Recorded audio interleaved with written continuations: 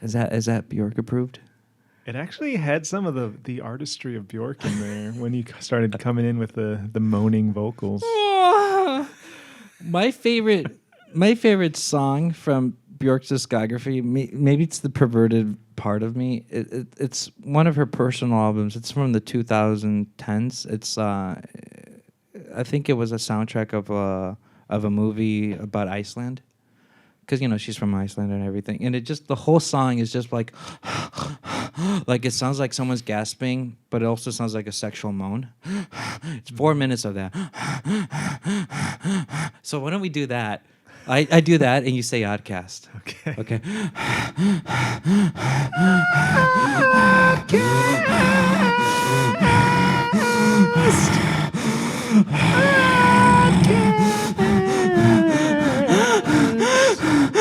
It's a good song. I forget the name of it. I'll send it to you later. Sorry, I kind of got a little bit lubricated there.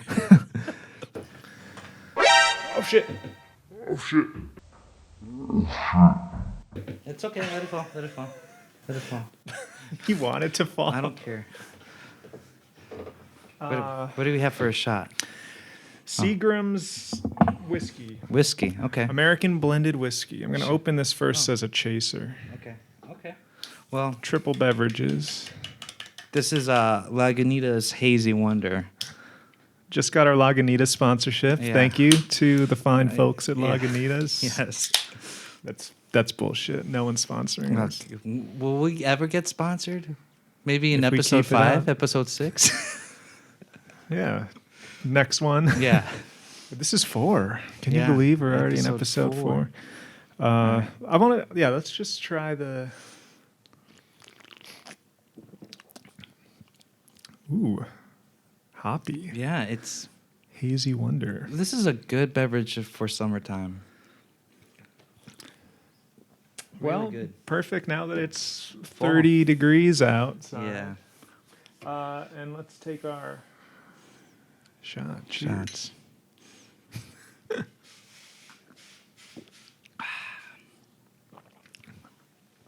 I might actually cut out all the drinking. Maybe. We'll see. I think it's... I don't normally drink whiskey that much, but that was pretty warm. It's a very warm. warming liquid. Yes. I'm going to try to do this because I always see the microphone like covering my face. Sometimes what I want to do is one of these things where I just use my hand instead. So I don't know. Do that, but you hear there's like a little noise coming through the mic. Yeah, just handling noise when can they're be- talking. Yeah. So That's why I don't know. it's usually better, I think, to be on the stand. Yes, I agree. You can raise it up. It looks like you're like crouched. Yeah, that's one thing I noticed when I'm from watching the podcasts. My posture is the worst. I feel like when I'm 68, which is in 4 years from now, I'm gonna have like worse hunchback than Quasimodo, worse posture than Quasimodo. Was Quasimodo a real person, or was he just a story by Victor Hugo? Yes, right? yes, Victor Hugo. I think he's a fictional character, or maybe he's based on a real person. Did you know when Victor Hugo died, all the brothels in Paris closed on respect of him because he was a loyal customer?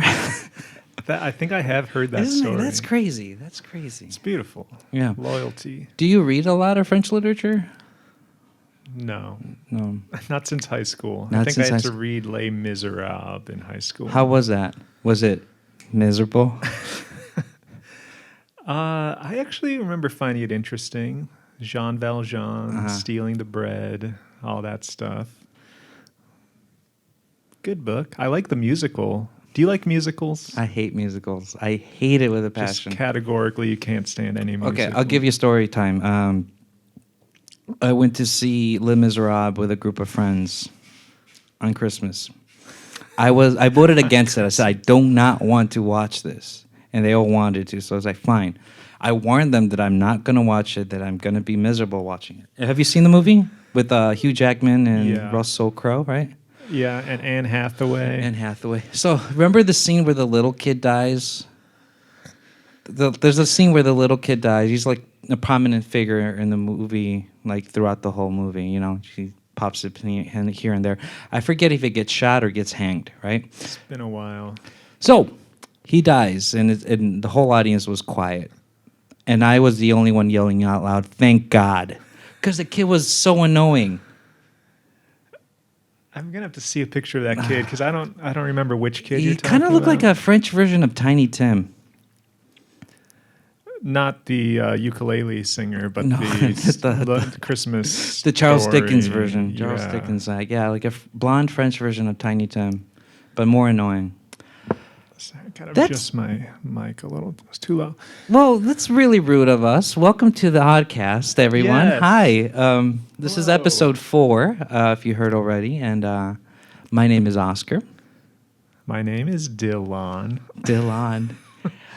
He spits hot fire, and not only does he spit, his hands are hot fire with his guitar skills and his art skills. Oh, you're too kind. You flatter me. I want to apologize. I haven't finished your recent episode with Mr. Roger Bottles. I always struggle saying his last name. You just said it, Buttles. I want to say Bootless. Buttless. I don't know. That was how it would be in Spanish. I don't know. Maybe when I don't know how to say a word, I just pronounce it in Spanish. When in doubt, pronounce it in Spanish. Maybe he does have some like Spanish heritage, and that's where the Buttles name actually came from. The Bootless. Could be. I'm on 1 hour and 24 minutes of that episode, so I want to ask questions, but at the same time, like maybe I'm prematuring on those questions, asking. But Premature interrogation. yes, premature interrogations. Like Did you guys talk about his haircut? Like I remember back in the day, he had long hair. He looked like a cooler version of Eddie Vedder. Yeah, I think that's. Well, he doesn't really look that much like Eddie. Just haircut wise, you know. Sometimes when he has a beard and the long hair, he has a little bit of a Kurt Cobain vibe, actually. Yeah, like a softer, nicer Kurt Cobain. Yeah. We did not talk about his hairstyle, but yeah, as recently as a couple years ago, he still had the long hair. Okay. I mean, he's got a nice haircut, and I like his fashion sense. Yeah, I'm excited. I like your fashion sense today. Normally I have colorful socks, but since I'm wearing black, I thought to myself maybe I should change it up. Okay, here we go. 1, 2, 3.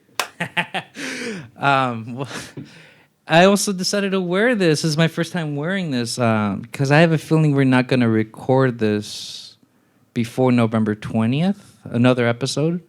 What's on the 20th? World Cup is starting. Oh. And I know Mexico's going to lose. I think they're not even going to qualify in the rounds, but just represent the team, even though I think U.S. is going to do better than Mexico.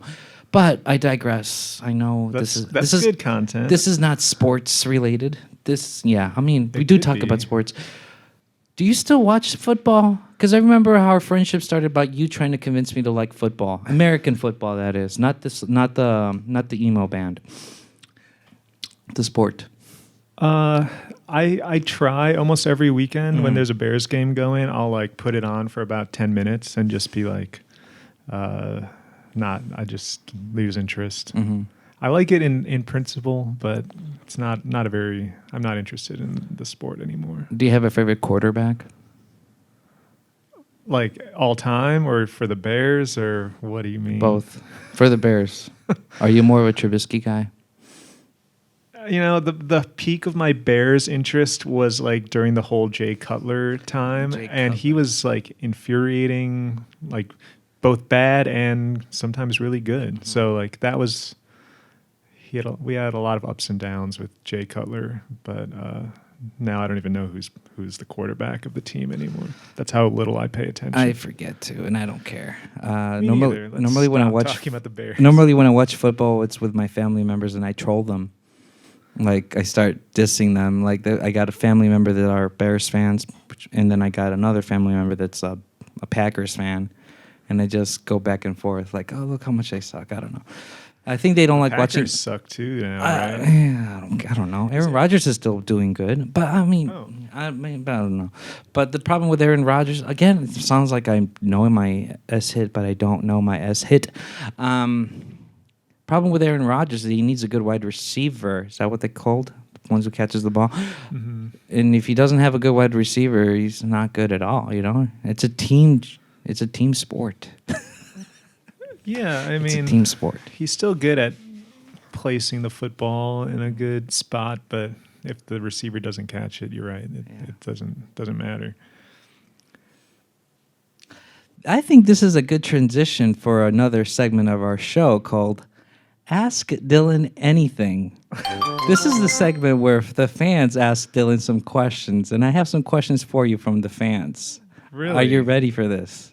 You told me there were no fun and games planned today. You No. lied.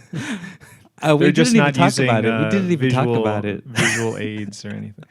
Okay, well, I mean, you can edit it as much as you can, which was great when you did it the last time. you know, I'm a very introverted narcissist, so Yeah. I love this already. Bring it on. Bring on the questions. So obviously, some of these people want to be anonymous, so I'm changing their names. Okay. Do I know these people? No, you don't. You don't. Okay. One of Want to them. be shouted out on the podcast. This popular. We just broke 1,000 views on our first episode. On Smashing Pumpkins. Wow. A lot of people care about what we think of the Smashing Pumpkins. I'm kind of apparently. cringing about it because, like, I don't. Maybe I'll watch it in the future, but like, always the first episode's the most awkward one. I watched it back multiple times because I was Uh-huh. editing it, and then I listened to the whole thing again. It holds up. It was holds funny. up? Okay. The production quality isn't as good. We only had the 2 cameras. Now we've got 3. God willing that these are all recording properly and not going to shut off. But it was a good episode. Okay. Well, these are questions from Happy Anus. What is your best live show? That I've been to. Mm-hmm. Yes. Man. Best live show. Like, I mean, there's no music. yeah. I mean, that's how I took it. But that's how I took it too. But it could be even a ballet, classical music. I mean, my first thought was the one I've been to most recently, which I want to talk about with you, the symphony orchestra. We can talk about it, but that's not the best live show you've ever seen. No, it wasn't. But I can't remember the one before that. It's probably something from when I was in high school, honestly, and my first couple live music experiences, because those I just have nostalgia for them. I'll say seeing a band Wolf Parade at the Riviera Theater opening for the Arcade Fire was a good show. And I don't even really like the Arcade Fire that much. I liked them a lot at the time. This was the Funeral Tour, their first full-length album. Oh wow. So that was a good show. Okay. But I like the opening band more. Wolf Parade is pretty great. Well, let's talk about the classical concert we went to. What did you think of the situation, the air, the music? We went to see the Chicago Symphony Orchestra perform Prokofiev and Yes. Grieg. Is that his name? Grieg? Yeah. In fact, that Grieg piano concerto, Yeah. it was the only piano concerto he ever wrote, and I've listened to it a couple times since, just on Spotify. Mhm. It's a very catchy song. The intro, ding ding ding ding ding ding ding ding ding ding ding ding. That's so epic. Dude, it is. And that piano player, so good. Yeah, Simon something. Yeah. Some Eastern European name. I don't know where he's from. Croatia, maybe. The part that I liked is the parts where he didn't play and he was just using his hand gestures when he was like, "Oh, the orchestra's gonna hit right here," like, like I don't normally see that in piano, professional piano. So they just stay still, and He was animated. and he was like, "Stay still," like, and then start playing. I didn't really notice the fist bumps, but I noticed he would when he wasn't playing, Yeah. he'd look up at the crowd and just Yeah. look kind of amused at people's expressions. I also like the audience in that event because normally you stay quiet until the piece is over, and then between the movements, there pissed was me a off. person was like, "Woo!" which I was not expecting it. It was great. And the conductor, I forget her name, Asian, I think Chinese lady conductor, like was encouraging it when everyone she like looked back like because there was between movements you weren't supposed to clap, but she was like, okay, come on, give a full round of applause if you're gonna start with that screaming shit. It was funny, but it was a little got on my nerves a little. The etiquette of classical music, of what to do and not to do, is so interesting. Like, sometimes I think it's corny. Like, I really do think it's corny, like, going back, like, when the piece is over, the whole concert's over, the going back and forth with the conductor leaving and coming back and then saying, okay, let's give it up for the first violinist, let's give it up for the clarinet player. I mean, I get it. It's the work they do is a lot. But I'm just like, it's annoying going back of like 4 rounds of cheering where it makes it like 5 minutes of like clapping. I don't know. It's like a rock concert. The whole charade or whatever of the encore, band leaves the stage and then comes right back. Okay, well, let's stop there because we can go talk about it for hours. Second question, same person, Happy Anus. Favorite underground band? Underground, like that seems like a very subjective thing.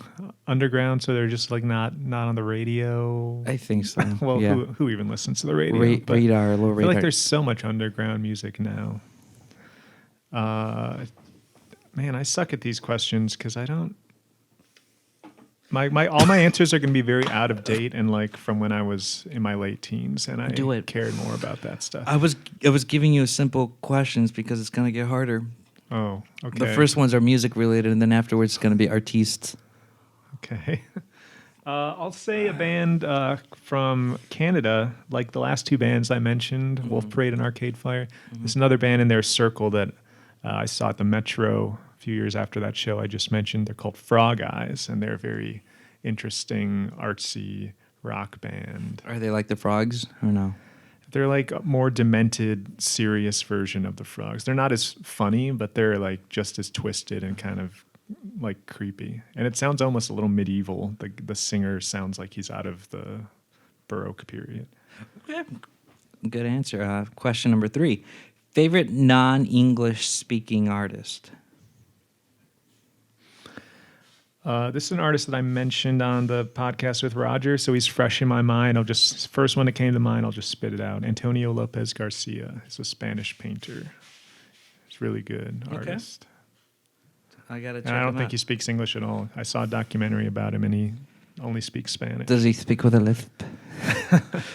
He is from Madrid, Okay, and so he he does probably speak with a lisp. does. Or is that a Barcelona thing? That's a Spain thing. Okay.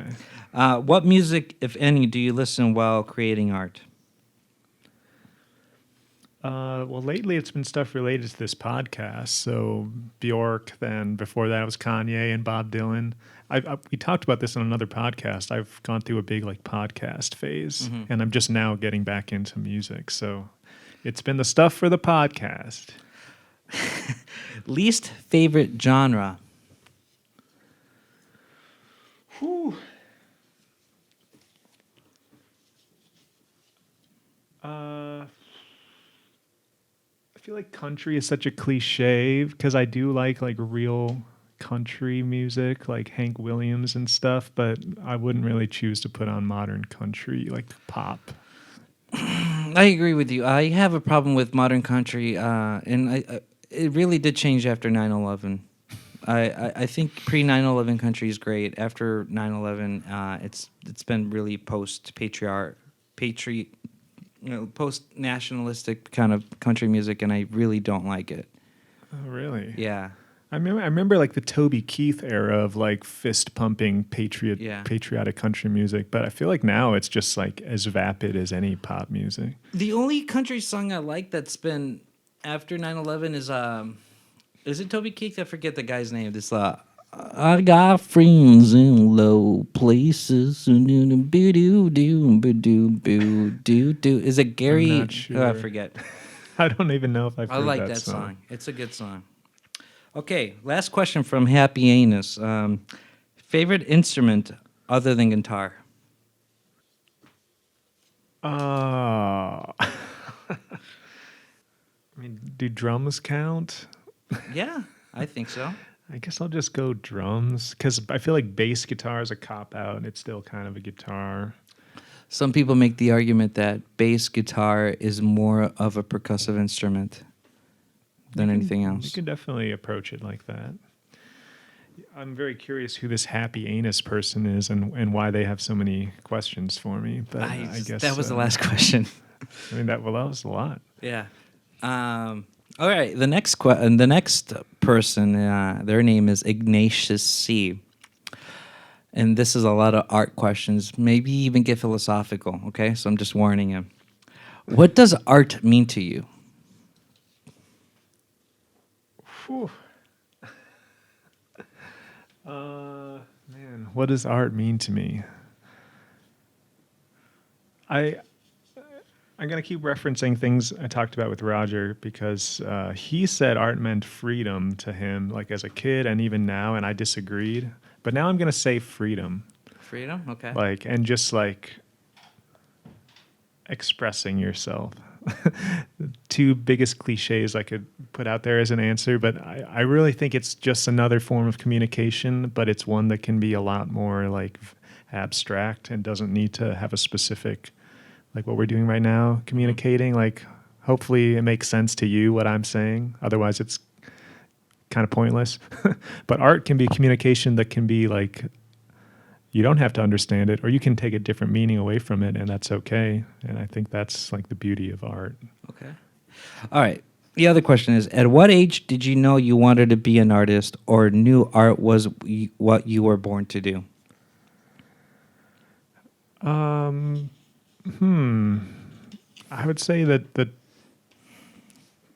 I had a course change in high school where I went from really liking science and even math to some extent and writing to realizing visual art is kind of what I'm best at and I may as well pursue it. And that's when I applied to SCIC for college and ended up going, and then it just got more entrenched from there. But I've never let go of those things. I still the idea of writing, but I don't really like reading books, so I don't think I could ever be a writer. Uh-huh. I like talking. I feel like podcasting, it's almost like writing in real time. Do you feel like that? If someone transcribes it, yeah. Well, right now I'm recording it is being transcribed. That's true. Thank you to the people on YouTube. Yeah, auto-generated captions. They actually work pretty well. Yeah, because right now I'm reading Vladimir Nabokov. Harvard. Lolita? No, I'm not reading that one. Some Ivy League, I think Harvard, hired him to do lectures on certain books that he liked. And one of his favorite books, arguably his favorite book, is Don Quixote, which I'm also reading Don Quixote. So I'm reading that book whenever I'm tired of Don Quixote, so to inspire me. And as I'm reading that, I just basically learned that the whole book is just his lectures. Someone transcribed it. So it's podcast before podcasting. Wait, Nabokov's book was just him talking about Don Quixote? Yeah. Okay. Someone recorded it and then made it into a book. So were they was he giving a live lecture or something? Yeah. And they just turned it into a book? Yeah. That's what I mean. There's not a ton of difference between the written word and spoken word if it gets transcribed. You still have to put sentences together and thoughts and communicate them with the language you're using. Did I answer the question? Yeah, I think that was a good answer. I mean, you can go back and say, I don't know about that. But I think it was good. I mean, obviously, we're improvising. You don't know what the questions are, so you're just going with the flow. So you got to give yourself a pat in the back for that. What is your goal as an artist or hope to achieve as an artist? Again, this is the same person, Ignatius C. Ignatius C. I knew a kid in grade school named Ignatius. I called him Iggy for short. Iggy. Yeah. I mean, he called himself that. My goal as an artist, I feel like having an instantly recognizable style is a good goal. And I actually think I've achieved that. I have some paintings that I feel look derivative of other art because like I'm copying subconsciously like stuff I like, but I feel like just because of the way I paint, like all my work kind of looks like it's mine. Mm-hmm.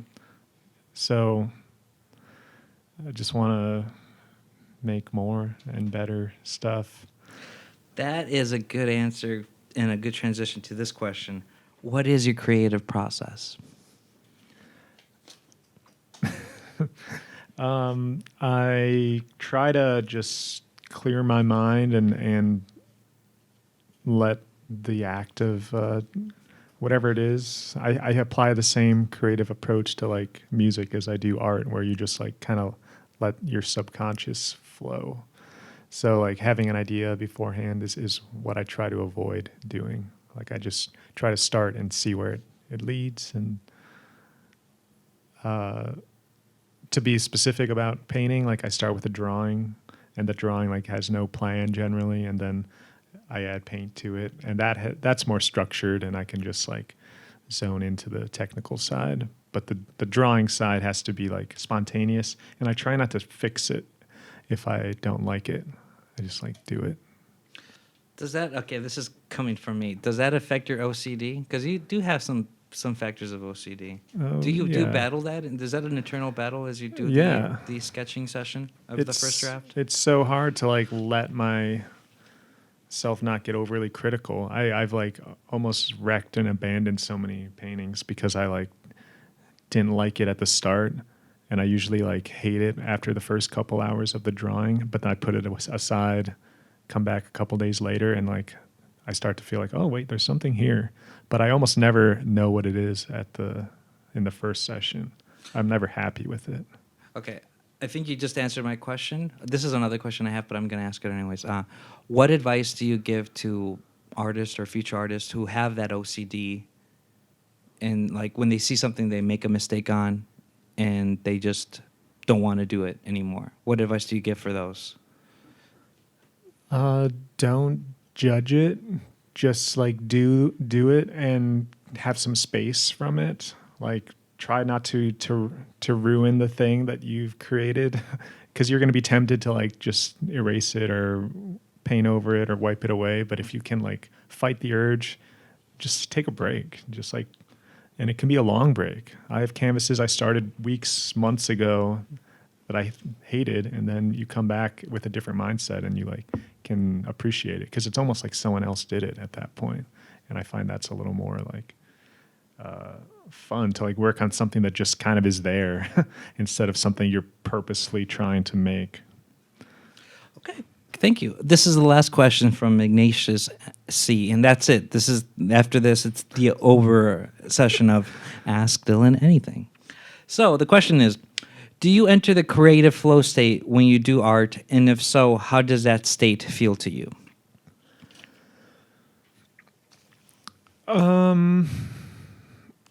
It's like a constant battle to stay in the state. And it's something that I've like tried to get better at. Like I've talked to people about meditation, and like people say that works for them to like try to make art like it's a meditation. But to me, it's like little spurts where I can like make myself do a couple things on the canvas, and then like the thoughts come creeping in, and I like kind of have to wait till I can have the motivation to make another move. It's very like jerky. It's not really much of a flow state. Maybe little spurts of like flow, and then a lot of like frustration and like hand wringing in between. Okay. Well, thank you so much for playing this game with me, Dylan. I think we did a good job. Again, thank you for everyone for listening to Ask Dylan Anything. It's like the Reddit thing, right? Yeah, pretty much. Ask me anything. Who knows what the next I'll have to collect game questions section is going to be for the next episode. Well, now I've got to collect questions that people want to ask you. Oh, man, now you're making me feel uncomfortable. I haven't even got them yet. You scared me with the stack of Post-it notes. I thought that was going to go on for like 100 pages. I was thinking about doing that, but I'm like, dude, I'm in a time rush. But yeah, I do wanted to bring this question because I was listening to Roger, the ArtCast with Roger. when he was thinking of you a lot when he went to all these art museums and talking about Renaissance art pieces and everything. And I agree with him with what he said about you when he was complimenting you.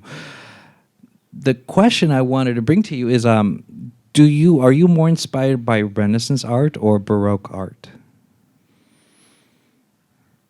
It's a good question because like the line is kind of blurry between them, like late Renaissance art and mannerism and stuff kind of starts to segue into Baroque. But when I think of Baroque, I think of like really intense, dark, moody backgrounds and really like there's an intensity to Baroque art that I like, but I usually gravitate more towards like the clarity and the like storytelling aspects of Renaissance art, honestly, and like the bright colors and sense of perspective, because 2D perspective was kind of a new thing in the actual Renaissance, and it just all the artists were using it like it was like this fun new device instead of like zooming in tight and just having a black background like became in fashion in Baroque era. So I like Renaissance more. Okay. All right. Cool. Thank you. You're welcome. Yeah. Thank you all who submitted questions to Oscar for your interest. I don't know who you all are, but I'm flattered that you would care what I think about any of these things. Yeah. I mean, people do find you interesting. You are a unique character. But I guess that's the end of that, and I think we should start talking about the reason we are doing this episode, which is, you want me to snap? That way we can edit it. Which is about, I want to talk about Björk's new album, first album, debut. Okay. And she has a new album that came out in September. So last month. Nice. So I'm so glad you said that, because I feel like we needed a female artist. Totally. I was thinking about that too. You know, we gotta represent everyone, you know? So yeah. Okay. And then I'll snap again. Well, that was really great. I want to apologize to you for making it challenging. I think this artist is the most challenging one. I don't know. Kanye was really challenging him just because of his opinions. But Björk is something else that's unique. Yeah, and I have to be honest, I didn't prepare that extensively. I was even going to tell you, like, maybe we should push this back a couple of weeks, because it'd be cool to, like, do a whole, like we did for Smashing Pumpkins, like, talk about her whole discography, because there's, like, 3 or 4 albums in the 2010s that I never listened to. And I want to. I was reading a lot of, like, Björk's albums ranked lists. Yeah. And a lot of them put those, like, recent albums kind of lower. And I like her 90s, early 2000s stuff. I agree. So have you heard them all? Yeah, You've listened to every album? I have, yeah. I finished her discography. I finished her discography like late July, early August. Was this like another challenge that a friend... For myself. You just took it upon yourself to listen to it all? Yeah. Man, respect. But then, like, I wanted to give an excuse of listening to her new album, so that's why I gave this, offer for the next podcast. So you hadn't heard... No, I haven't heard it. Yeah. Fossora, is that what it's called? Yeah, I forget. A lot of the recent albums have the most esoteric, weird names, like biological things. Okay, so we're talking about Björk, right? Yeah. Should we start doing an ASMR thing out of respect for Björk? Oh, yeah. It is her, it is. Maybe this can also be the Björk ODcast intro. Björk. This is the Björk podcast intro. So, I cannot mimic her voice. No, it's not. We can't. We should not. Maybe we should, but like we need to do. Maybe that was my idea, that maybe we should do like an ASMR segment throughout the whole Björk thing to get the Björk fans happy. But she rarely like talks in a whisper. She's like belting out. Like, no, when she sings, but when she talks, she's really quiet. Oh, yeah. I haven't really heard her talk that much. So let's since we're talking about Björk, let's I don't know. It's my idea. Trying to entertain the folks, trying to entertain the ODcast fans. We could do like a medulla style, like a cappella intro where like I'll beatbox and you'd say ODcast stuff. Like, Okay, you want to do that now or later? Let's just try it now. It's Okay. like. A few moments later.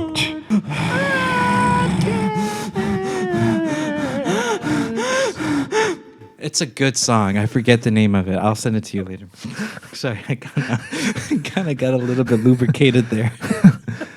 This is already getting really weird, but I think it's appropriate because Björk is a very weird artist, and I think she does it on purpose, but she also can't help it. She is a weird artist. I also did research about her, and I think we should start pronouncing her name correctly after this. It's not Björk. Björk? Is that it? It's like an E, a silent E. Björk. Yeah, Björk. right. I thought it was Bjorn. I thought the K was an N, but no, it's Well, it's just a different yeah, name. Björk. We let's just say Björk just to make the Icelandic folks happy. Björk. I find that hard to do. Björk. Björk. You sound almost like Mrs. Doubtfire. Oh shit. Björk. Oh, dude. Isn't that movie creepy?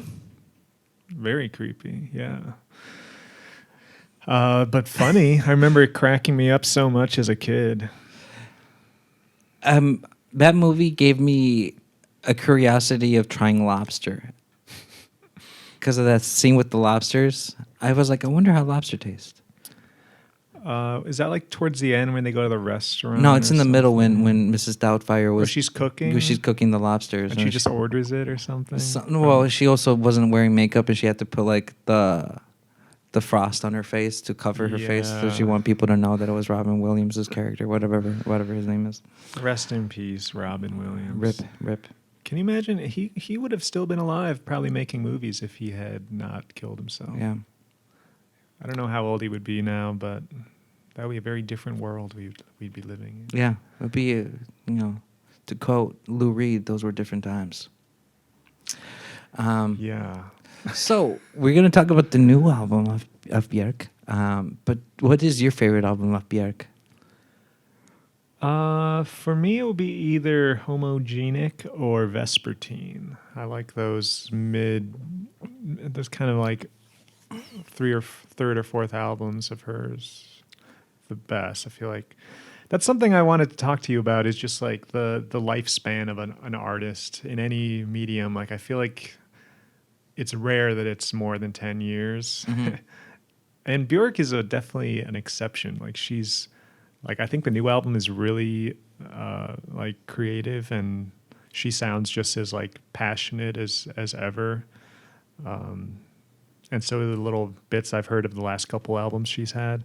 So I don't think she's really falling into that trap, but I do still find like her early to mid 90s stuff the most entertaining.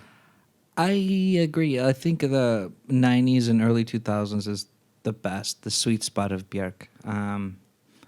I can't not decide which one's my favorite album. I think it's between Homogenic and Vespertine and the one afterwards. I forget the name. The album I chose for this podcast is Debut, because I'm always curious about like the first one versus the last one and see how it goes. Yeah. Kind of like the Kanye episode. But Debut was good. I really like Debut. I'm assuming you've heard it. I've heard it, but it was never like the one that I listened to a lot. So this made me like really listen to a few of the songs that I wasn't as familiar with. What I like about Debut a lot, it's got a good beat. It's got good techno beats. I just wonder. While listening to Björk's discography back in the day, back this year, aren't there? For me, she's an artist that I would like to see a documentary of how she makes albums. Because as far as I know, she doesn't play an instrument. Her instrument is her voice. So how does she think of these arrangements? Does she hire someone to do it, like a producer or a DJ? She likes electronic music, so like, does she do this all in the synth? Those are the questions that burns my soul. Like, how do you make this music if you're just a singer? I would assume she plays a little like keyboard or something. I've never seen a like footage of her playing an instrument, but I would just assume this long, being in music for this long, she can like craft her own instrumentals to some degree. But she definitely does collaborate with like heavily with different producers. And I think Debut has like a couple different producers on it, like each song, like groups of songs. So like the techno stuff is probably with, I think it's someone who was part of Massive Attack or like worked with Massive Attack. I could be wrong about that. I like skimmed the Wikipedia article for You did research. I didn't do that. I just listened to it. My research was listening to Debut once, and then the This Is Björk thing on Spotify, just to get a refresher. And I listened to the new album twice, and we'll talk about the new album later. Yeah. The Debut, I agree with what you said. The beats are really fun. It's almost like a very artsy club record. A lot of dancey songs. My favorites on the album are like early in the album, Venus as a Boy and Human Behavior. I think those are very... Human Behavior! Oh, sorry, I should not be singing like this.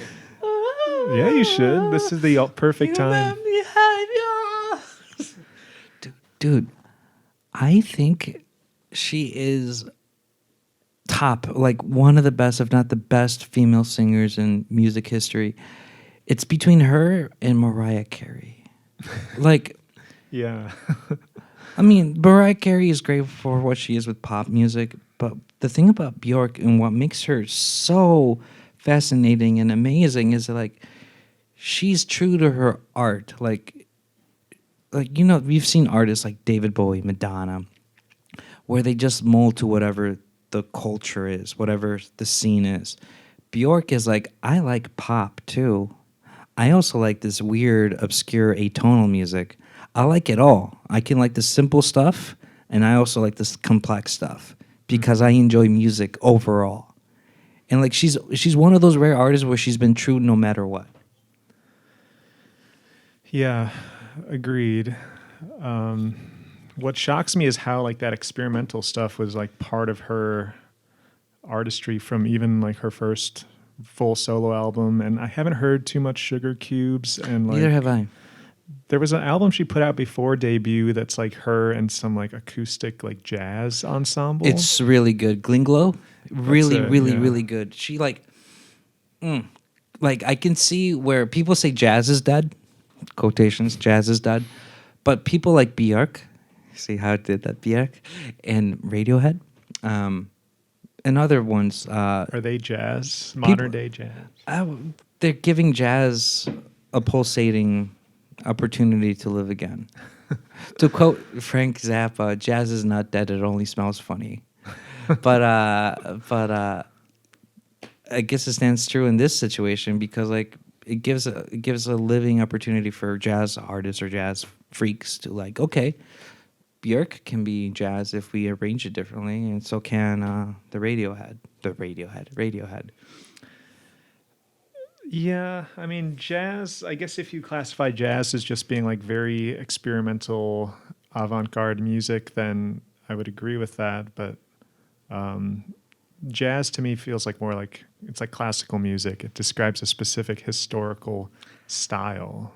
Agree and disagree because, in my opinion, jazz is really hard to define because there's so many subcultures and subgenres of jazz that it can be anything. It can be from Dixieland jazz to like gypsy jazz to free jazz, and it still has that vibe of this is jazz.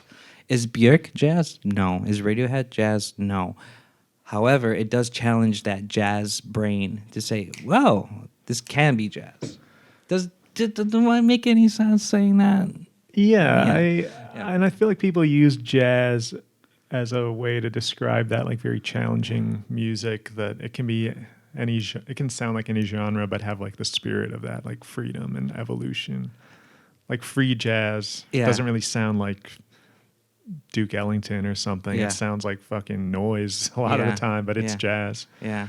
And like a lot of Frank Zappa's music, I think, has like that kind of free jazz aspect. And it's funny because Frank hated jazz. What? Hated jazz with a passion. Hated jazz. He hated the 1-2-5 progression. or the 215 progression. Hated it with a passion. But then again, he is one of the most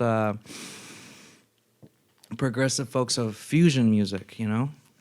Yeah, which is like a progression jazz of jazz. and rock. Yeah. But he hated a jazz so much. Traditional jazz. All kinds. Didn't like it. If he had the opportunity, he wanted to be a classical composer. He did not want to play rock and roll whatsoever. He did, but like he was into the doo-wop and the blues stuff, but like he wanted to do classical music. Period. But nobody wanted to give him a chance. I mean, these people like Zappa, Björk, like Björk. if they, I can't do it. Björk, I'll try. If they lived like 200 years ago, yeah, then maybe they would have been like writing experimental classical music. But Björk is such a vocalist; she would probably be singing in the opera or something. But because they live now in the era where there had been rock, we already had the Beatles and like Miles Davis and all this like cutting edge music. They just absorbed it all and like spit it out as their own thing. Classical music to them has like electric guitars. Yeah. I mean, you can hear that in the new album, which we'll talk about later. I do want to bring this up since we were talking about jazz. Have you seen La La Land? Yes. What do you think of La La Land? I haven't seen it since the year it came out, which is I think was like 4 years ago at this point. I remember enjoying it, but not like falling in love with it like a lot of people did. I think it was La La trash. The only thing I enjoyed Good one. The only thing I enjoyed about that movie was the ending where look what could have happened if we did stick together. Yeah, I do. That's the only part that. I enjoyed in that movie because it did talk about real life. Like, if we did stick together, we could have had a family, we could have done this. But in reality, this is what real life is. We have to drift apart. We have to suck it up. That's the only part I enjoy. I don't enjoy Ryan Gosling, is that his name? Being an art guy, like a jazz guy. I don't know. I mean, I got to give it credit for the sense of like maybe this is a good way to motivate the masses to, hey, listen to jazz. But I think it was a really corny take, and especially John Legend's moment where he's like, oh, we can still be jazz, but with synthesizers. You must have seen this pretty recently. No, you remember I haven't. More about it. I saw it like when it came out, like 3 or 4 years ago. Man, it stuck with you. I don't remember any of that. Dude, it was cringe. It was cringe. But I feel like that's kind of what they were going for, like saccharine, sweet. And it's directed by the guy who did Whiplash. So you know that the guy is a huge jazz fan because you've seen Whiplash. Whiplash is great. It's a very different tone of movie. I didn't know it was different the same at the same time, though. It's same, though. It's got the same vibes in some ways.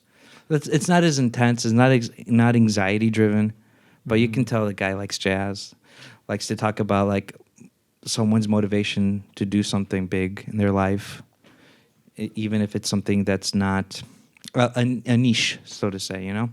So, in that aspect. Yeah. Like, Björk definitely flirts with that. You're welcome. Jazz, like big band jazz thing a bit. Glinglow has like a jazz sound, right? Yeah, well, it's all jazz. Yeah, but no, like when you're talking about big band, I think of "It's Oh So Quiet." Yeah, that's what that's I was a great say. song. One of my favorite songs. Her screams in that are just like wow. That's a good impression. I feel like you could do a pretty convincing Björk, all of her range. Like you got the scream down, you got the ASMR. Breathy stuff. Hello, this is the ODcast. It's just her range to be able to do it really up high is the hard part, I think. I've been told by people that they hate it when I do wet ASMR sounds, but they still like it because it's funny. Like my delivery is funny when I do the wet sounds. I've also been talking to a person, and they've said to me that they like the sounds, ASMR-wise, the sounds of scissors cutting. It's really interesting, like how people get stimulated by sounds. I love this awkwardness. This is great. Keep it, please keep it. This is great. I mean, it wasn't even that long of a silence. But it was heavy, though. It was heavy. I felt it. I think the ASMR sounds made it feel more like, make us more aware of the silence. Yes. We should get some scissors and paper and stuff. Yeah, man. Well, next time. I like that you brought your friend over off the shelf. I didn't even notice you did that. Yeah. But you I forgot to bring another clown from my collection. I don't even want to talk about it. I just wanted to be there, you know? I liked the parts where you like gently tried to make them sit up straight. I want to make sure they're okay, you know? They're part of the show, too. It's very sweet. Thank you. So, debut.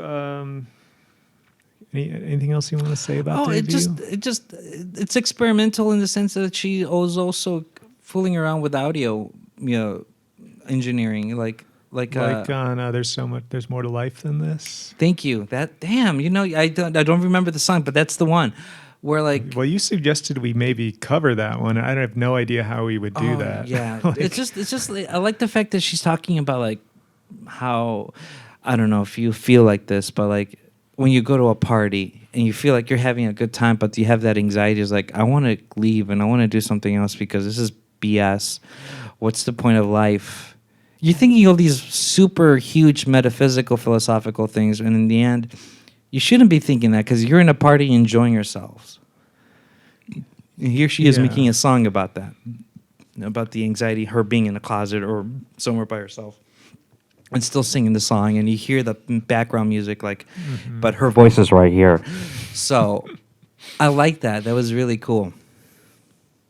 Me too. I like the little bit of like cinematic storytelling moment where you can hear her like go into a bathroom stall and like shut the door, and the track gets really quiet. It's very, very clever. One more thing I want to say. I also for that time period, because this is before the internet and everything, you can tell that she is a musicologist, quote unquote. There is a song at the end of the song where she samples music from Oaxaca, Mexico, where they're playing the marimbas. You hear it really quietly. Just that happens, and then the song's over. You can just recognize like the style as being totally. Mexican. Oh yeah, totally. What song is that? I forget, but it's in debut. I forget. You hear the marimbas, and then dun, dun, dun, dun, dun, dun, dun, dun, dun, playing thirds, you know, and then boom, playing in 3/4 and thirds. Dun, dun, dun, dun, dun. Sorry, now I'm going into like music theory, but yeah. You mean thirds as in rhythms, or like playing the melody, like. This is what I mean by thirds, like you know how you play the melody, and then you do this in thirds. Oh yeah, I love that sound. But you know they do that in marimba, so like that kind of thing. Oh, I can recognize her doing that now. Yeah. Okay. And I also heard she went to India, or maybe she didn't go, but had a producer or engineer in India record like classical musicians for Venus as a Boy, I think. Like all the like orchestral stuff you hear in that song. I always thought it was sampled and just like sampled from some obscure record, but I think it was recorded specifically for that song in India, where probably they have a lot of like, I'm guessing like Bollywood or Indian pop musicians who can play that stuff. I love the instrumentation on that track. I honestly wish it was a little more like that stuff. Venus as a Boy and Human Behavior has like a bunch of weird percussion sounds. I don't even know what they are. I'm not as into the like 4 on the floor club music on debut. I find it sounds a little dated to me. It is dated. It's not like modern, like techno. And she has like the electronic beats in every album of her career, but they've gotten more like interesting sounding, like thicker sounding. They sound very like anemic and kind of like 80s house music on debut. I should have done my research more, because you always talk about, especially in this episode, you didn't do your research, you didn't do that as much, but like you're talking more about it than I do. As far as listening, to it, I listened to debut once, like you, and I think I only listened to the new album once entirely, but I listened to a couple songs more than once. Okay. And to me, that's not enough to like absorb an album. You've heard it. You've heard him a lot more. You've heard the new album more than me, for sure. Well, I'm just blown away because now I'm curious to know like what motivated her to leave the Sugar Cubes and do her own thing. And I haven't even listened to the Sugar Cubes. The only thing I know is Gling Glow and then boom, her discography. I have a Sugar Cubes vinyl record that. Look at you being the hipster that you are. My dad bought. Your dad bought it? He had it since I was a kid because it was like late 80s, I think. I'll pull it out later. Do you now I'm gonna get sentimental, I might even cry.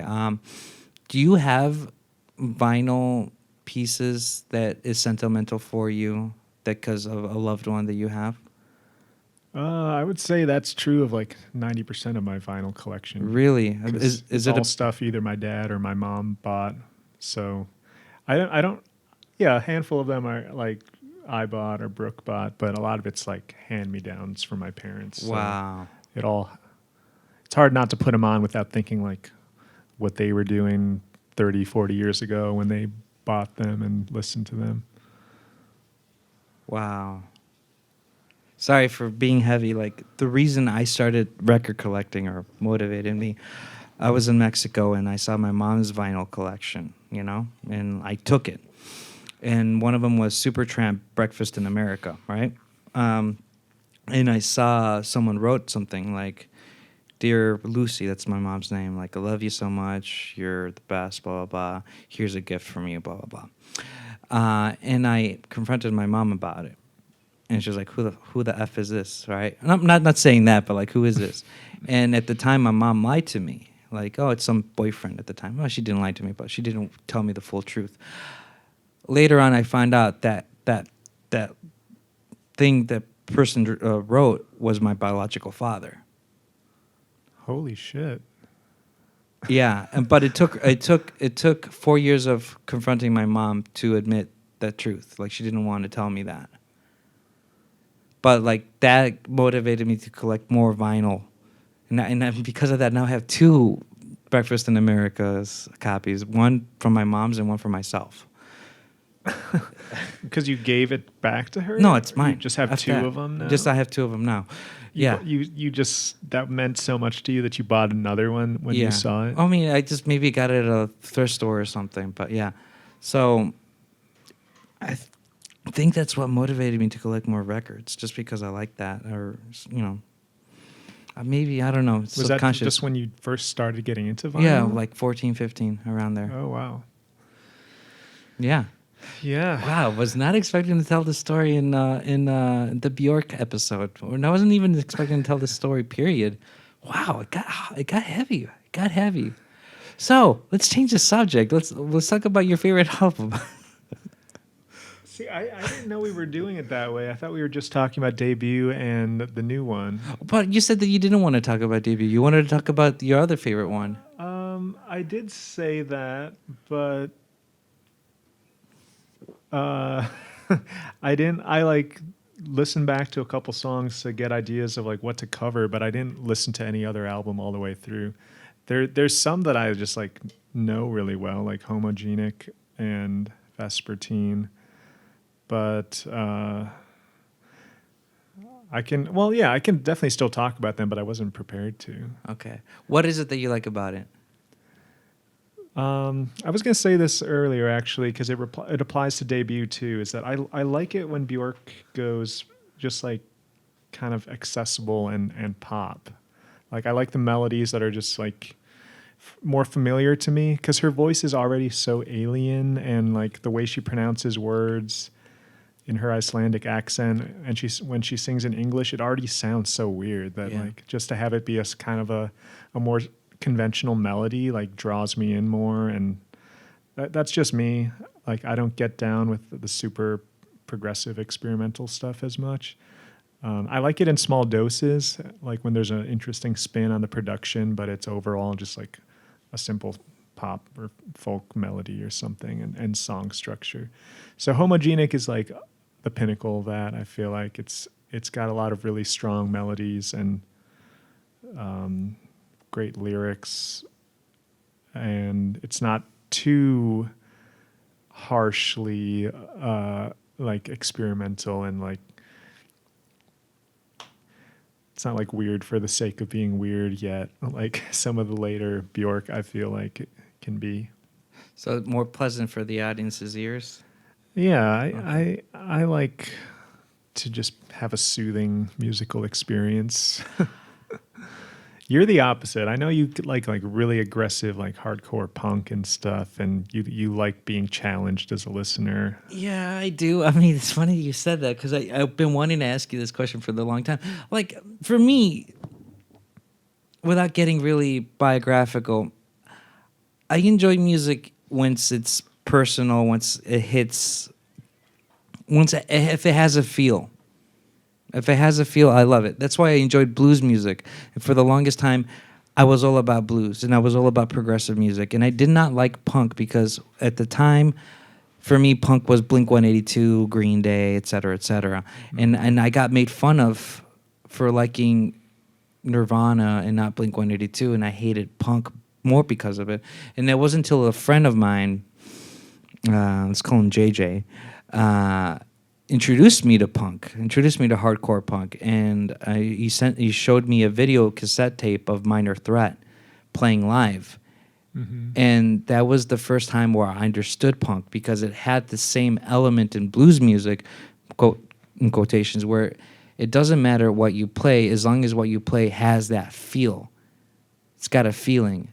Mm-hmm. It might be a different feel because blues is all about emotion, like sad emotions. The emos before the emos. But punk was all about anger, and you felt that anger, and I loved it, and my mind changed and my life changed ever since then. That's why I like hardcore punk. I'm not that much of a metal guy. I do enjoy some metal, but I'm really picky at it. I think, maybe, I don't know, depending on who you talk to, I think I can have a good conversation with a metal person, a metalhead, but I don't know, it all depends. So, long story short, my question to you is, it's funny that I'm saying this and you're wearing a black metal shirt. Like, yeah. I don't see you as a kind of person that listens to metal or hardcore music. What is it that you don't like about it? I mean, I know that it's a genre that it's not a popular genre. Yeah. Yeah. I want to talk about this. I just need to take a quick bathroom break. We'll come back and have. All right. What time is it? Talk. Well, we can. Length. We're. I don't know because we started kind of. Oh, gotcha. An hour. This segment is sponsored by BetterHelp. Please enjoy this free therapy session with licensed mortician Oscar Villalpando. Answer the questions verbally or in your brain to receive psychiatric care. So yeah, how have you been? How's that thing going that you've been doing? You working on that project that you've been thinking about for weeks, months? How's the progress on that? Are you doing the good times of relaxing because you've been working hard? If nobody's ever told you, I see the work and I see the progress you're doing, and I'm proud of you. I really am. I'm talking to you. Yes, you. Have you been so far? You're doing good. You're doing good. Are you sleeping well? Are you doing your morning routine? How about your night routines? How's that going? So are you forgetting to moisturize? Because skincare is important. Putting the right aspects and what do you call it? Layering? Layering is good. Are you hydrating? Are you hydrating? Remember that thing that you checked on your body and you kind of forgot? How's that going? Maybe you should call that doctor. You should see what's going on with you. Don't ignore those aches and pains that you have in your body. Maybe your body's saying, "Hey, don't forget about me. Don't you forget about me." Listen to your body, man. Listen to your brain. How's that going? How's your brain going?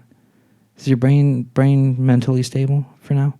And it's okay if it's not mentally stable, but you really do need to listen to yourself and love yourself. Don't forget to love yourself. That's really important. Now here we are again with ODcast. Okay, so sorry that took long. no, it's fine. It's fine. I'm looking forward to hearing what the hell you were saying. I just Dude, heard muffled speaking. I improvised. So going back about like why I thought you would be into heavy music. Like, Well, see, I am in.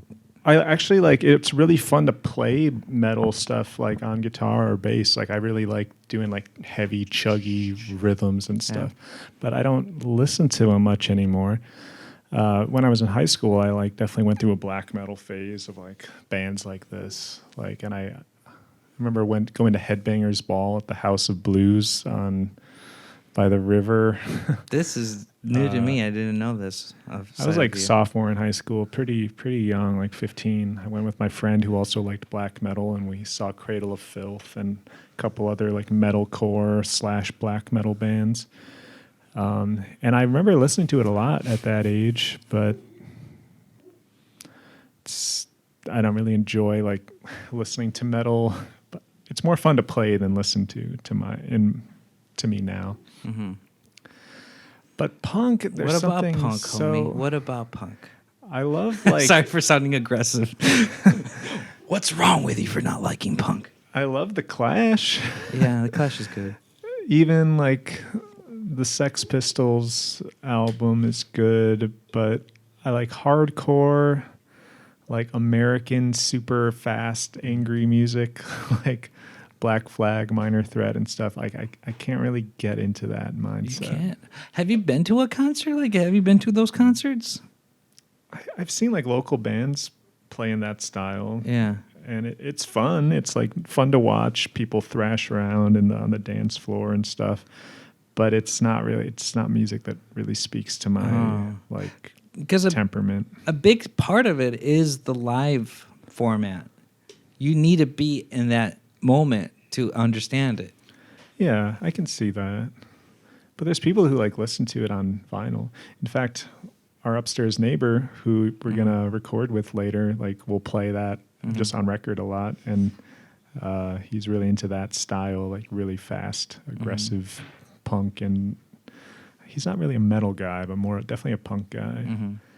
But yeah, for some reason, I'm like, you can just tell by my personality. I'm pretty slow and chill and like introspective. So I like music that is more that way too. Yeah, but I also noticed that sometimes too much chill and too much slow music can bore you. Yeah, there's a middle path. And then that's when you start listening to pop music. Yeah, I like stuff that is a medium tempo. It's more about the attitude. Like the aggressiveness isn't really my thing, but I do like faster songs and harder songs sometimes. But music is so subjective. Like what speaks to me at a given moment is it's hard to predict. That's true. That is correct. All right, so that's a good. I want to add change the subject in the sense of what do you think of Björk's new album? Yeah, I was about to go there too because like I feel like all we really need to. I like the idea of it being her first album and her most recent, and like I've listened to the middle ones a lot more, but not really recently. So I think that's the best way to approach this podcast.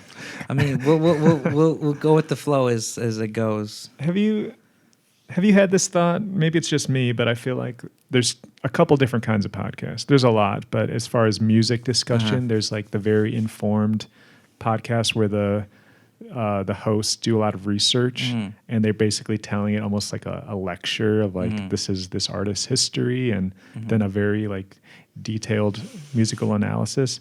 And then there's ones that are more like based on first impressions and more just like a personal spin on the music.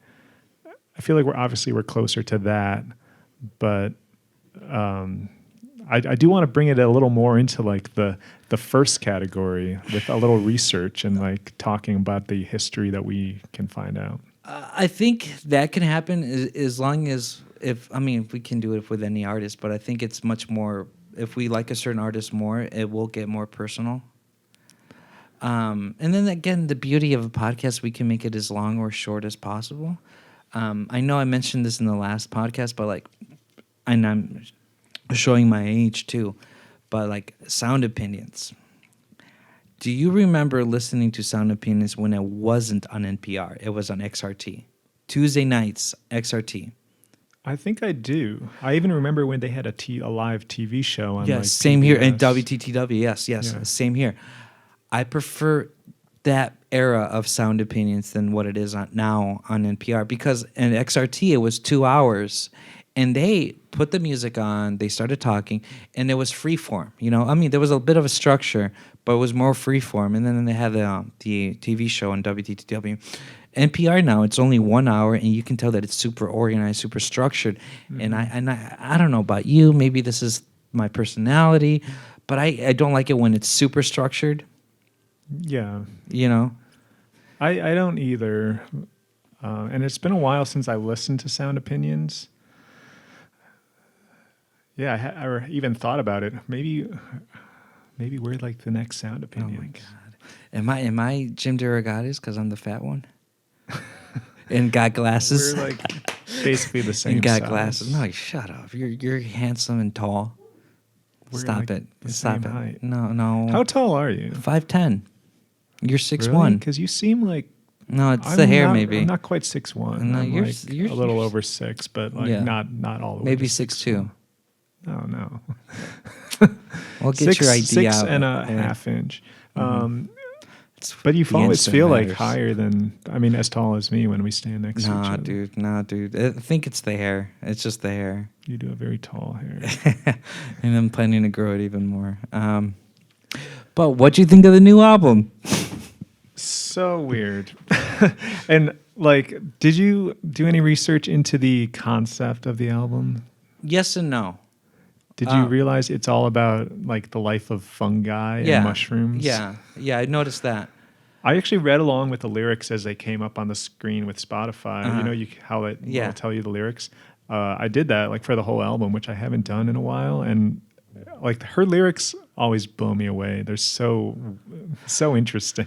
My favorite line of the whole album is from the first song, and I think my favorite song from the whole album is the first song. Hope is a muscle. I really enjoy that line a lot. Hope is a muscle. Hope is a muscle. Hope is a muscle. It's a good line. Yeah, it is. She has a lot of great lines in that vein, like some really profound lines.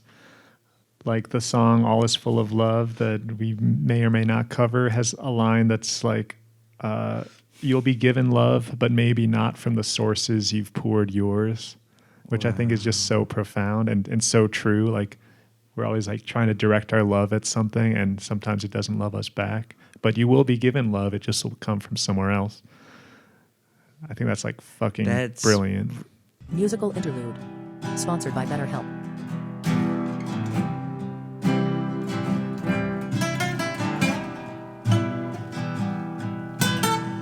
Yeah, just you can do a lot of soloing in A minor.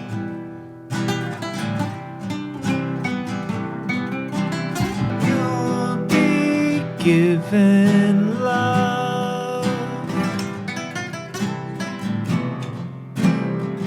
You'll be taken care of. You'll be given love.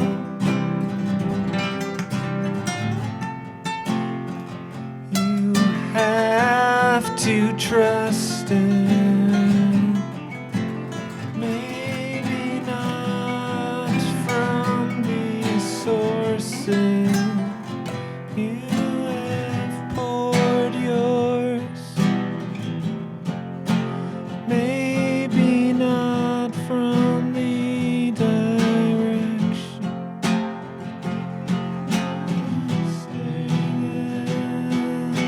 Trust your head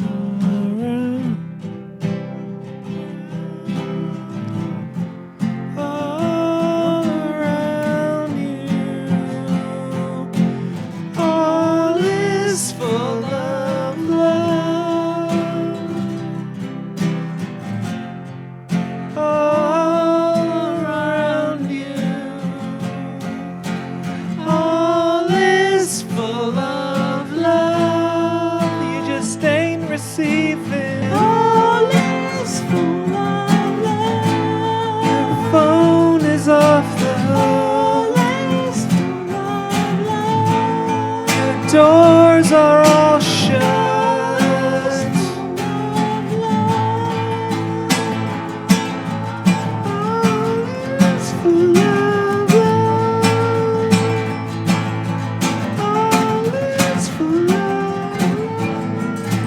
Keep going. Let's jam.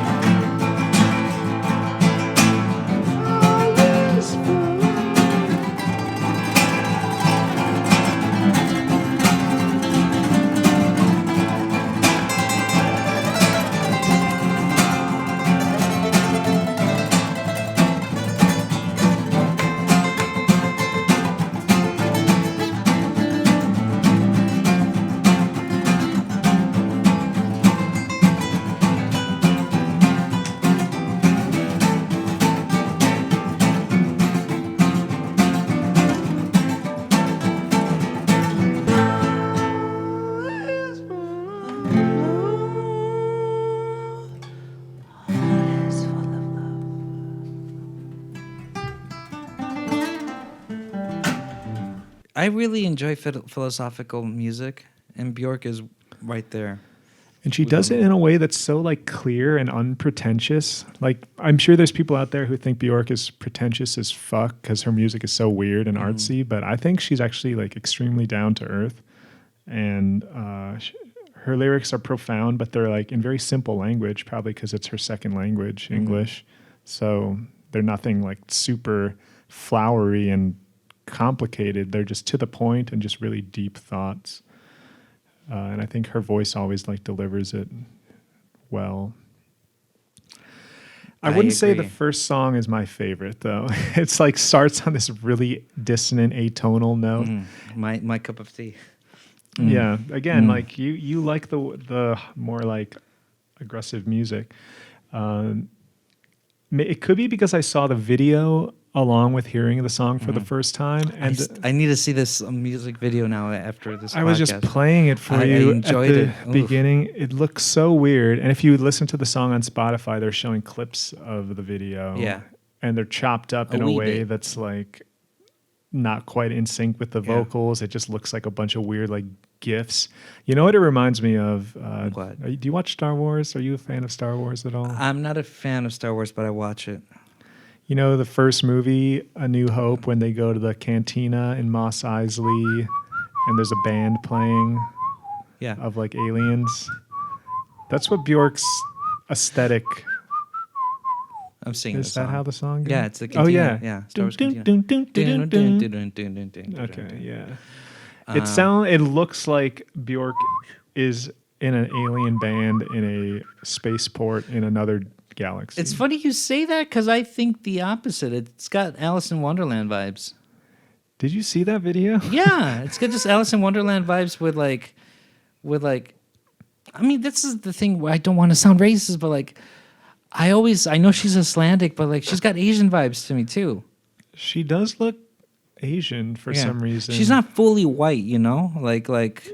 Is she not? I mean, I think heritage. so. Like, I mean, I know she's Icelandic. I know there might be people that migrated to Iceland, Asians that migrated to Iceland, but like, she's not like one of those like Ren and Stimpy characters where like they're super Icelandic and they speak like that. I don't know. I sound like Romanian now, but you know what I mean. Like, they're not fully now white with a huge long nose and everything, you know. So, as if that's what every white person looks like. You know, it's got the, you know, Anglo-Saxon. She doesn't have the Anglo-Saxon vibes. No. Anglo-Saxon vibes. She doesn't got the waspy vibes. Too. If you see pictures of her, sometimes she looks very like East Asian. Yeah. Despite Iceland being very far from like that part of the world. So I don't know if it's just like a coincidence, just her bone structure and her complexion making her, and her like dark hair. I guess we should have done research to figure out what her ethnicity is fully, you know? I mean, I know she's fully Icelandic. I know she's proud of being Icelandic, and it's cool that she is. Which reminds me, have you seen the movie Northman? Yes, and she's in that. Her 2-minute scene, amazing. amazing. Do you know her daughter with Matthew Barney is in the movie too? No. I found that out doing a little bit of research. I don't remember the girl in the movie, so it's Well, not the main girl. Did she get slaughtered? I'm wondering if she got slaughtered. I actually don't remember. Yeah. What do you think of Matthew Barney? I find some of his like video work super impressive with like the costumes and the whole production, Yeah. like Craymaster cycle. It's like some of the most weird and like intense imagery in contemporary art or cinema. I feel like he's like just a filmmaker mainly. Yeah, I agree. The only thing I've seen him is I think it's the one that you just referenced. It's the Scottish guy, all dressed in pink. Scottish guy. Like does he look kind of like a goat, like a creepy goat? No, it has that kilt, and it's all dressed in pink, and he's like super powdery, but it's got that pink powder. I'm not sure if I've seen that. The premise of the short film is like they're in a building, but the building is like a spiral going down. Which later on I find out that it's part the of Guggenheim Museum. the Guggenheim Museum, and like someone is like putting wax or like lard and just making sure that it goes slowly down the spiral.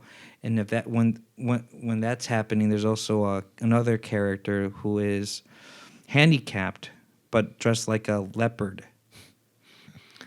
Have you seen the actual film? Yeah, I own it. Whoa. I own it. I seen that. And then later on finding out that married to Björk, sorry. And that blew me away. I really liked Matthew Barney's work. I want to see his other movies, but I heard they're hard to find. And like from the premise of looking at the trailers, it looked like it's like a high-budgeted, like intensely made movie. And I always wonder like the budgeting aspects of making movies and everything. But I digress. One of her albums before that is basically the breakup with Matthew Barney. Yeah, like Volnicura. That or one. something. And I think this album is basically like a healing album. Like okay, I'm doing better. The breakup with Matthew sucked, but hey, I'm here. I'm back. Just you wait. Yeah. I'm gonna be effing awesome. There was an album before this one that I haven't listened to. Is it Biophilia or something? Or was that before? Yeah, Biophilia. Biophilia is a good one. Because I was reading just Yeah. about it. The people say that's kind of like her like return to like maybe finding new love and like happiness again after the divorce. No. That's the other one. But the Valve one. The Valve one is the breakup one.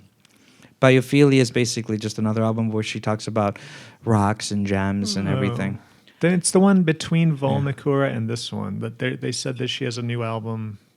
I'm just talking out of like maybe an my ass and EP. things that- Maybe I'm not sure because I don't remember that. Sorry. I was gonna just say I don't view this as like even a related to her human relationships at all album. It's like it's a concept album about like the world of mushrooms and fungus. It's like as abstract as you can get, but still like talking about universal themes of like love and compassion and like how life propagates itself. I think it's really profound. It made me want to listen to it on shrooms at some point. Maybe this album is like the death card in the tarot. It's just or the Tower card too, where it's basically a progression of her making a new life. Like she died and now she's willing to live again, but in a different process, a different ambience, if you will. I don't know enough about my tarot to. Sorry, I'm a nerd like get that. But having said that, card. I don't like the album. Except the first song. Except for the first song. I do like the aspects of like you can tell that she really loves Arvo Pärt, the Eastern European composer. I don't know who that is. He does a lot of like minimalist classical music. He's still alive. He still plays music.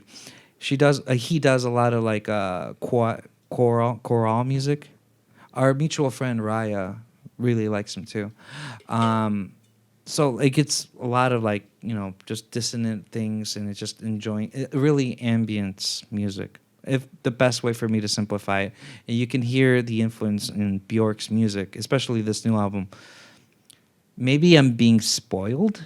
Maybe I'm not sounding like a teenager, like a Dylan teenager.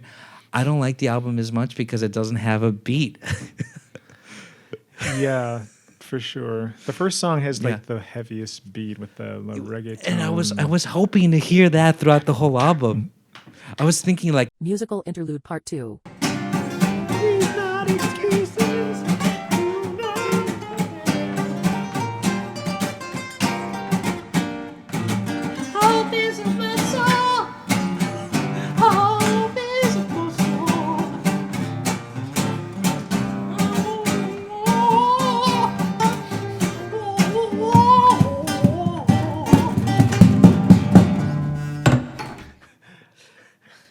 I don't know what the fuck was that about. I was thinking like it's Bad Bunny, like Björk meets Bad Bunny, you know, or Daddy Yankee. But it's not. It's not. It's just. I mean, the first song is great, which I was enjoying it, and I was hoping that's going to be the whole album, except for the fungi song. I forget what it's called, Floral Fungi, something like that. That one's a good one too. There's a couple songs where these like electronic little like beep, boop, boop, boop, boop, boop, boop, sounds come in, very rhythmic, and I like those. See, that's just our differences of taste again, because I liked how pretty a lot of the other songs were, like more melodic, more like happy sounding melodies, more like harmonious. I didn't really miss the lack of drums, like conventional drums, that much. You've been progressing.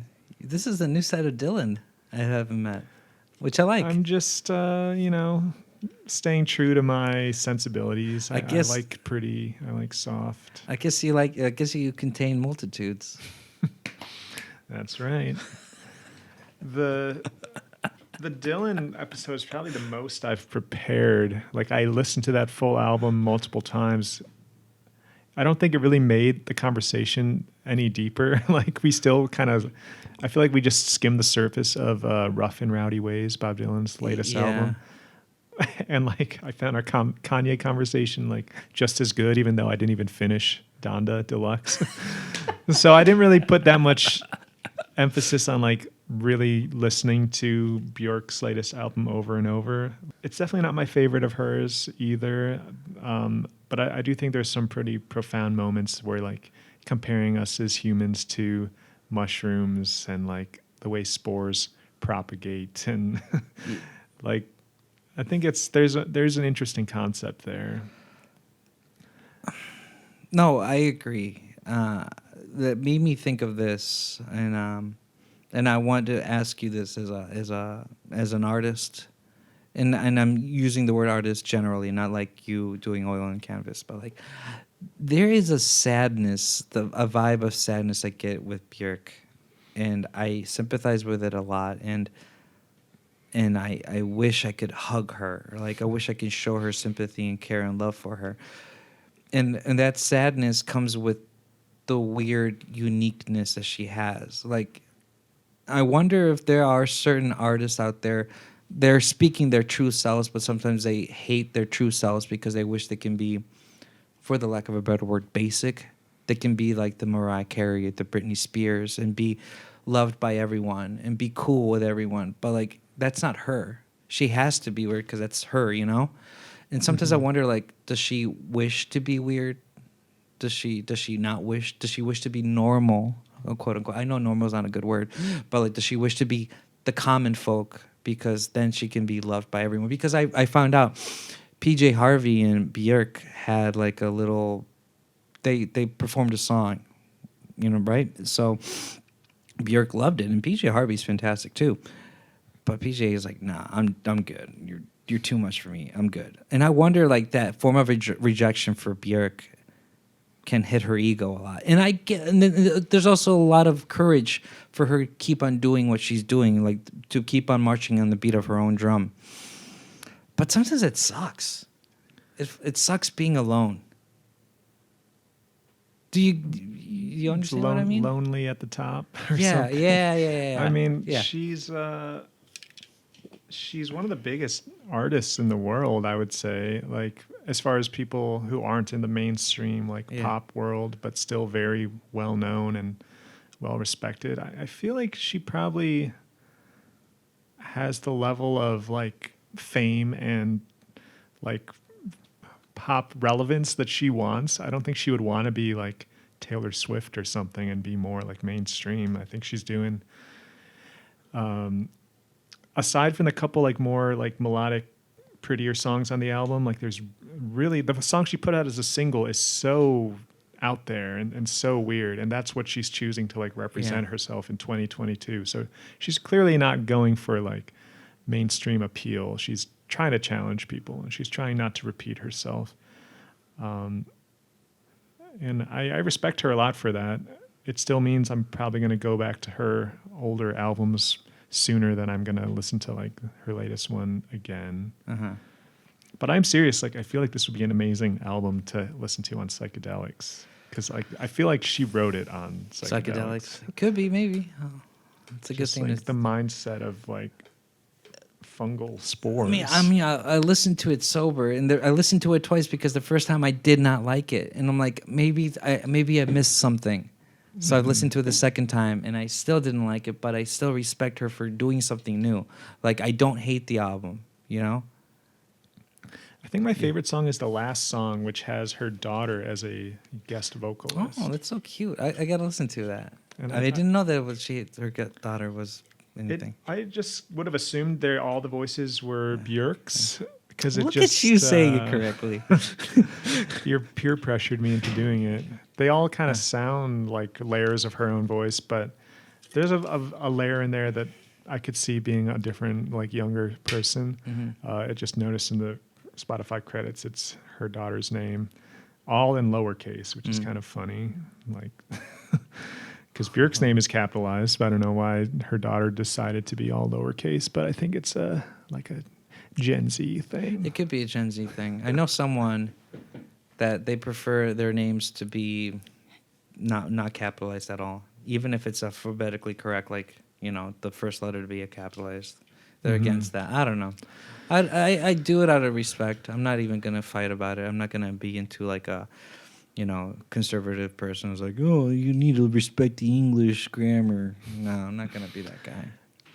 Yeah, I've like even changed my tune about like they them being like grammatically confusing. Like a few years ago when it became like this new thing, I used to be like, but that makes it confusing because you think it's a plural, but now it's commonplace. And like if you hear someone say like they did something, your first thought isn't like, oh, it's a group of people. It's like, oh, a gender neutral pronoun. Isn't that the beauty of English language, that it just progresses as time goes by? Yeah, for sure. Do you remember? We were not even born when this happened.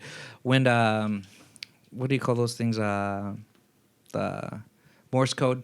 The thing they used. I forget what the thing they used, but you know, the little machine. A lot of people were thinking that was going to ruin the English language because you have to say a lot of things in a short time. It's like it was their version of text. So they think that was going to ruin the English language. And I remember that same argument happened in the late 90s, early 2000s when it come to texts, that texting was going to ruin the English language because you say BRB, LOL, that kind of stuff. And, you know, so on and so forth. But look at us. I think it's just the English language. We're still progressing. I found out that the word selfie was born in 1999 in Australia. You know, that makes sense. Yeah. It has the kind of sound of an Australian word now that you mention it. So like things like that, you know, we just got to go with it. Like, I didn't know that they, them was a singular thing until, you know, recently, you know? Well, it wasn't until people needed a pronoun that's neither he or she, but still can describe one person. So now it's become singular, and I think our brains have adapted to like recognize it as that instead of like I'm automatically thinking it's a plural pronoun only. It's not just English; it's every language can be adaptable. Oh, yeah. But I'm just more aware of the evolution of English because it's the only language I fluently speak. And you're doing a good job fluently speaking it. Thank you. Changing the subject, because I was listening to Roger's episode. What classical musicians and jazz musicians do you normally play during your art pieces? During your art classes. I got really into Haydn's like string quartets when I was like learning violin when I was like 13, 14. I took a year or two of lessons and pretty much gave it up because it was so hard. I'm glad I did it for those 2 years because now I can sort of like fake my way through like a very simple melody on violin. But my violin teacher gave me a CD of like Haydn string quartets, and like it blew my mind because it was like very just or quartets are just small ensemble, like 2 violins, 2 violas, and a cello maybe, so 5. It's just so well arranged, such great music. So I play that a lot. I like piano stuff too, like Chopin and Beethoven, and I kind of just mix it up. I try to listen to different stuff. Do you play all of that stuff when you're teaching? Okay. What about jazz?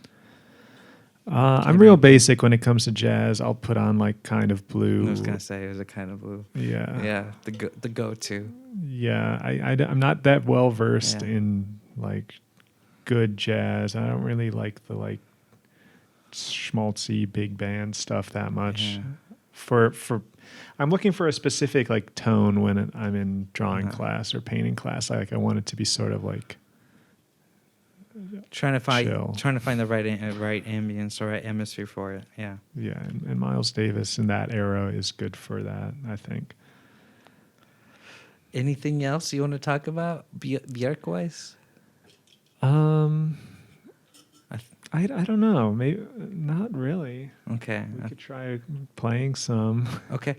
Before we play her music, do you want to talk about the next episode? Yes. Okay. I'm cringing on this. What's it gonna be? What's it gonna be, Dylan? Well, I'm just being selfish at this point and introducing things that I want to like force myself to listen to. Mm-hmm. Are you gonna listen to the whole thing? Yes, and I listened to all of Björk's latest. Because I left my butt off because you wanted to listen to Kanye West. you chose Kanye West. You couldn't finish Donda. I didn't know it was going to be that long. I thought it was yeah. could be like an hour tops, not like 2 hours. Yeah. And I heard enough. Yeah. But what I've really been wanting to listen to, but I haven't had the urge to like really dive into the full album. I've just heard the singles. Midnights. I don't know who they are. That's the name of the album. Who's the artist? No. You're making me listen to Taylor Swift.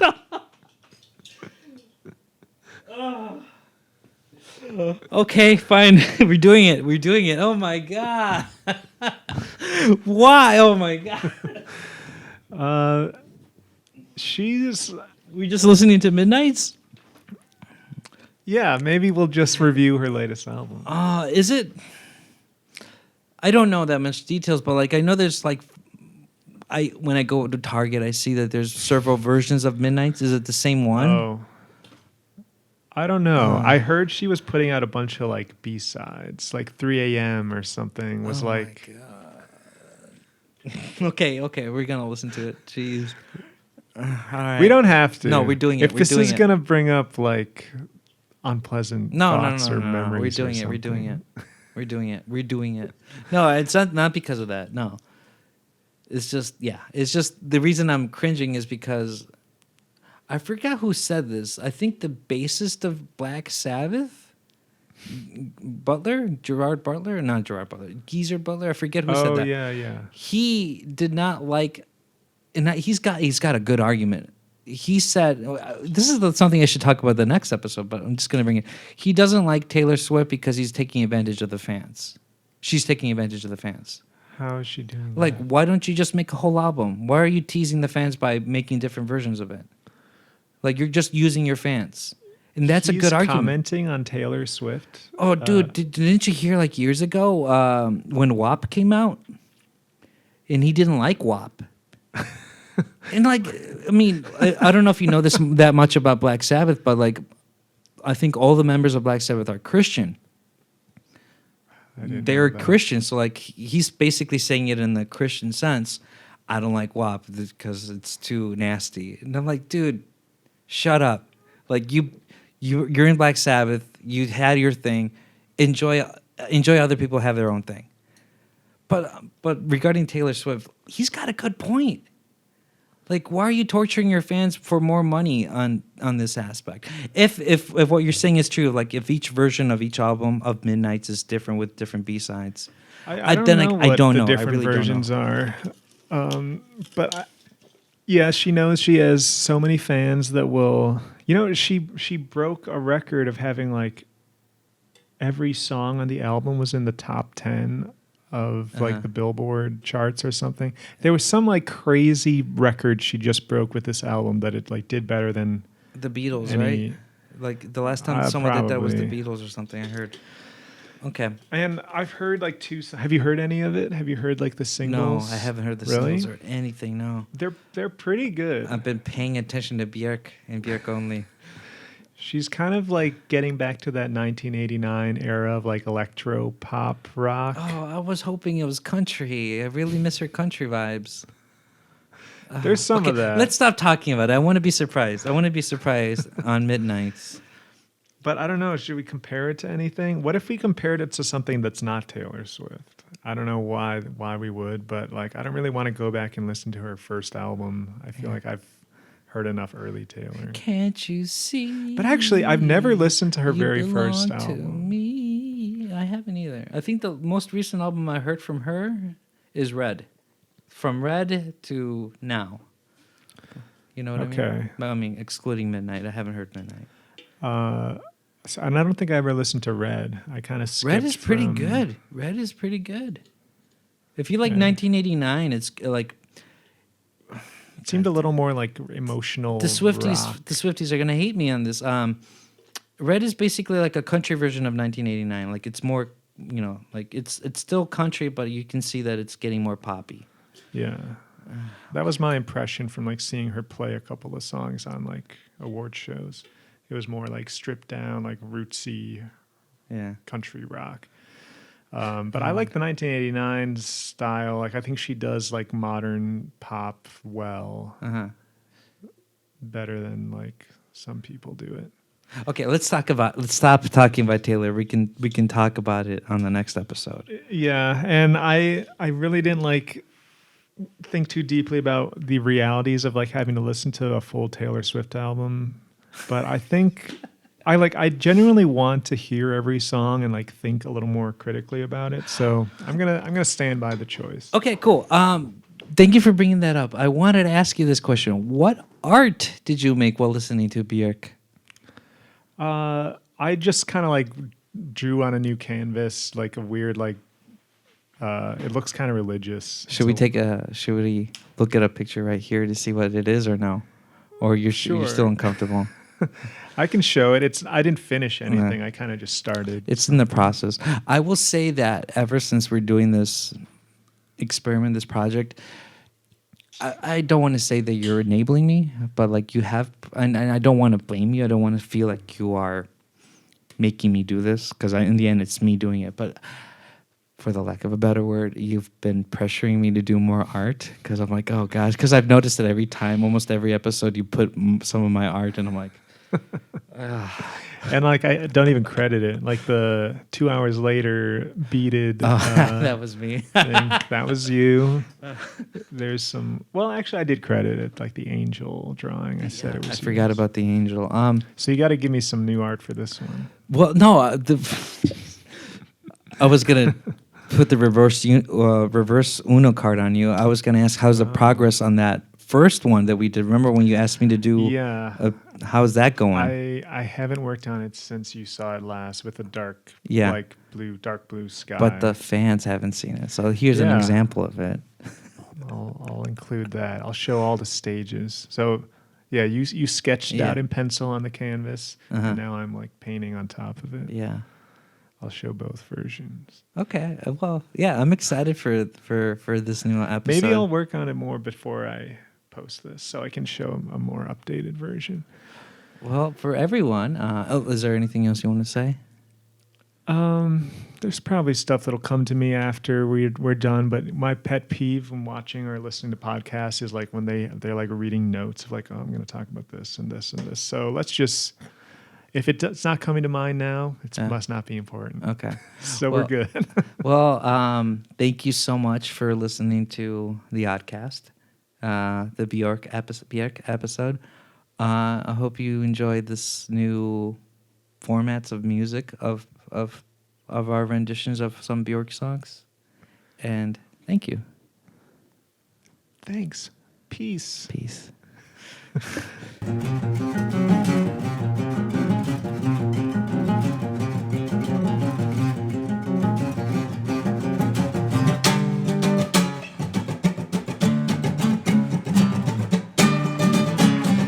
A few moments later. I go through all this before you wake up, so I can feel happier to be safe again with you. I go through all this before you wake up, so I can feel happier to be safe again with you. Safe again with you. Safe again with you. Safe again with you. Safe again with you.